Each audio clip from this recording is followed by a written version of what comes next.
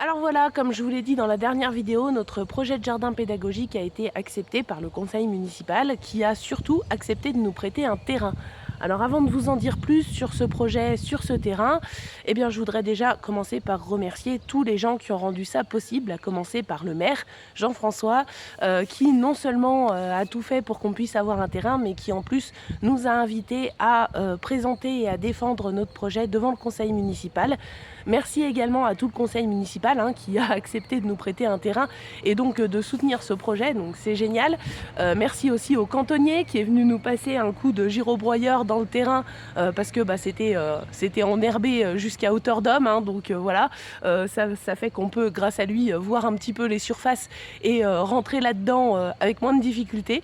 Donc merci à lui et puis surtout merci à toutes les personnes qui ont participé d'une manière ou d'une autre, soit en nous prêtant du matériel, soit en nous offrant des graines, des plants, soit en proposant tout simplement leur aide bénévole.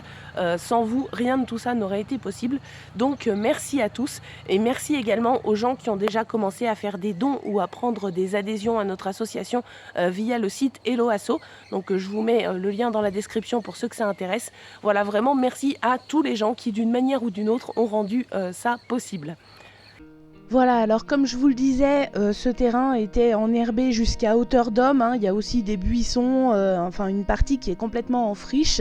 Alors le cantonnier est passé là où il pouvait avec le girobroyeur pour débroussailler un petit peu. On voit bien là où il est passé, mais malheureusement, le girobroyeur c'est un très gros outil qui se met derrière un très gros tracteur et c'était pas facile pour lui d'accéder partout, il ne pouvait pas le faire partout. Donc merci à lui pour ce qu'il a déjà dégagé, ce qui nous permet de voir un peu la surface dont on dispose, mais on voit bien que sur les bords, c'est toujours en friche et ça va être à nous bien sûr de le débroussailler. D'autre part, on voit bien qu'au milieu du terrain, là-bas, il y a un espèce de trou d'eau qui apparemment reste toujours en eau. Alors ça ressemble à une ornière de tracteur remplie d'eau, mais là par exemple, il n'a pas plu depuis un bon moment et il y a toujours de l'eau là-dedans, donc peut-être qu'on en fera une petite mare. On ne sait pas encore. En tout cas, ça c'est une complication supplémentaire pour le tracteur puisque il a tendance à s'embourber et à risquer de verser. Donc c'est pas facile du tout d'aller passer le giro dans ce terrain et c'est pour ça qu'on remercie encore une fois notre cantonnier qui a fait ça pour nous et qui nous a bien aidé sur ce coup-là parce que ça nous permet au moins de pouvoir accéder à peu près partout, quoi.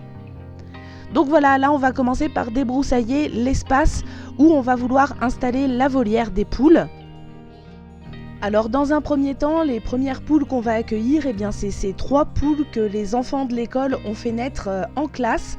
Ils ont installé les œufs en couveuse, ils se sont occupés de l'incubation et ils s'occupent des poussins depuis leur naissance. Ils les ont gardés sous lampe les premières semaines, voilà. Et comme vous le voyez, ces poules commencent à être à l'étroit. Donc il y a 2 poules naines et une poule grande race. Et la cage provisoire dans laquelle elles ont été élevées commence à être vraiment trop petite. Donc il est plus que temps de leur aménager leur espace définitif. Et c'est pour ça que la priorité, ça va être d'installer la volière et le poulailler.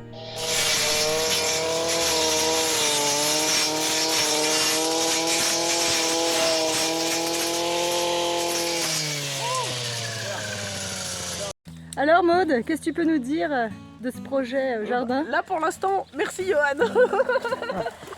Qui pousse, qui pousse, qui pousse, le buisson qui ne veut pas s'en aller. Regardez ce boulot Vous là. avez vu la belle au bois dormant? Pareil, sauf que de l'autre côté, il n'y a pas la belle. Enfin du moins on sait pas, parce que peut-être qu'on en trouvera une. Ouais, non, c'est Une belle galère. Ça se profile pas comme ça. Bon, on a déjà quand même ratissé et puis enlevé pas mal de bois. C'est un peu le bazar, mais bon. On voulait des déchets verts, on a des déchets verts. On a même des cailloux. Bon, je tiens quand même à signaler qu'on a des découvertes assez impressionnantes, puisque sous le talus, nous retrouvons des moules cachés. Après, vive la touffe, vive la moule. On a trouvé ça. C'est un os de quoi, à votre avis? J'espère qu'on va pas trouver un corps en dessous.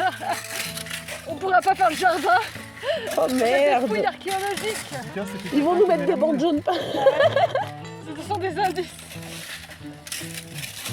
Là, il y a deuxième os là-bas. Il y en a encore un autre. Ouais. Ah ouais, il y a un autre os là, regardez. Non. À côté de la moule. Est-ce un indice? C'était une femme. Ah ouais, il est gros. Hein. À la place du jardin pédagogique, on va faire NCIS. Mais arrête-toi de dire des horreurs. Et t'as vu la taille du truc? C'est un os de quoi ça? Quelle horreur, mais non! Je suis fière de toi. Vas-y, continue, je te jure, il y a la belle au bois dormant de l'autre côté. Regarde, on voit ses os. Ça fait longtemps qu'elle a dormi. Elle a dormi un peu trop longtemps, je crois. On voit les restes. Apparemment, tu vas la retrouver en pièces détachées. Nous trouvons un cadavre de bouteille d'eau. Et là, je soulève la bouteille d'eau et je trouve un crâne. Et je meurs. Allez, tiens, je pense que... Alors, Saint-Alban. Voilà. C'est un indice. Je ne sais pas. Écoute, quelqu'un est mort ici après avoir bu de la Saint-Alban en mangeant des moules. Ouais.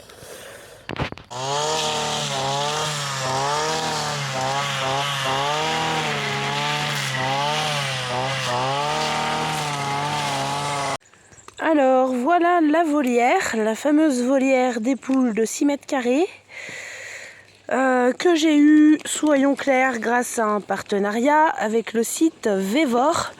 Donc je vous mets le lien pour ceux que ça intéresse dans la description et sur la vidéo. Donc pour la base de la volière, il nous faut 2 barres numéro 2 et 4 barres numéro 1. Alors j'ai trouvé les deux. C'est moi, ils sont pas numéro 2.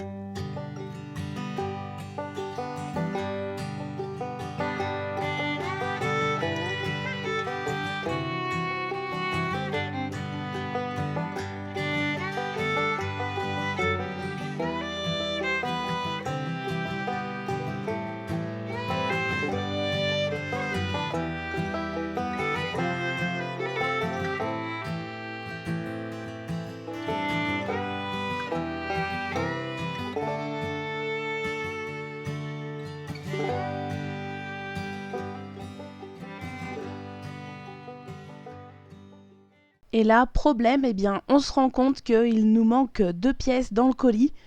Voilà, c'est des choses qui arrivent hein, et c'est embêtant puisque c'est 2 pièces qui permettent de monter la base de la volière.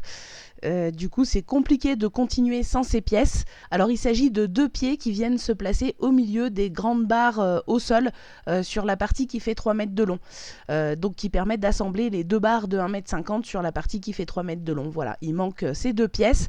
Donc, au début, on se dit, bon, bah voilà, on va attendre de les recevoir. On a bien sûr contacté le site hein, qui fait le nécessaire pour nous les renvoyer au plus vite. Mais comme c'est assez urgent, vous avez pu voir que les poussins sont plus tout à fait des poussins et qu'il serait quand même temps de les passer dans une cage un petit peu plus grande, et ben on décide de continuer le montage quand même en faisant un bricolage de fortune en attendant de recevoir les pièces manquantes.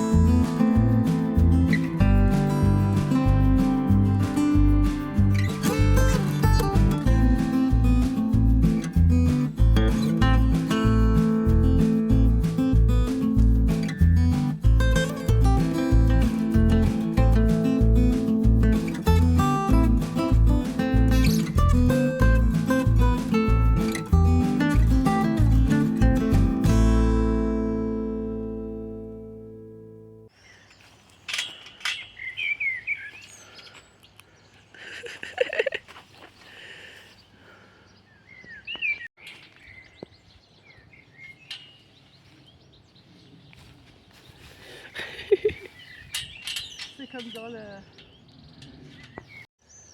Donc on avait déjà remarqué qu'on avait des pièces manquantes, on a contacté le site pour y remédier. Et nous avons aussi une pièce en trop, voilà. Une Donc, barre de fer. Je pense qu'il y a eu confusion à la préparation du colis entre deux modèles de volière. Parce que cette chose ne va nulle part. Elle s'emboîte, donc ce sont deux pièces qui s'emboîtent l'une avec l'autre. Et à chaque extrémité, Il y a un bouchon comme ça. Et sur le plan, ça n'apparaît nulle part. Et en fait, ça ne va nulle part. Donc, ouais, non, il n'y a pas de... on en fera un tuteur à tomates, ouais. Ou deux, ouais. Enfin, c'est la barre de fer, la fameuse barre de fer. C'est ça, voilà. Après la touffe, Après la touffe, la moule. après la moule, Maintenant la barre de fer. T'as la barre. Cette histoire va mal tourner. Elle est jolie cette poule, dis donc. C'est une poule sauteuse. Je sais pas si c'est une poule ou un kangourou.